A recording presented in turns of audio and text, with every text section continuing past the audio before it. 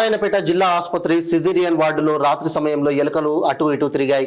బాలింతలు చంటి పాపలతో సిజేరియన్ అయ్యి వార్డులో చికిత్స తీసుకుంటూ ఉంటున్నారు. ఎలుకలు అప్పుడే పుట్టిన బేబీలకు కాటు వేసినా అడిగే నాదుడు లేరు. బాధితులు దోమలు ఉన్నాయని, బాత్రూంలు సరిగా లేవని, వాసన వస్తుందని, ఎలుకలు పక్కలో తిరుగుతున్నాయని వాపోతున్నారు. సంబంధిత అధికారులు చర్యలు తీసుకోవాలని పేషెంట్ల బంధువులు కోరుతున్నారు.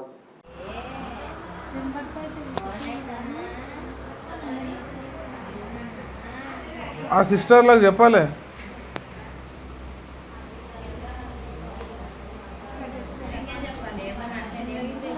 అరే అచ్చిత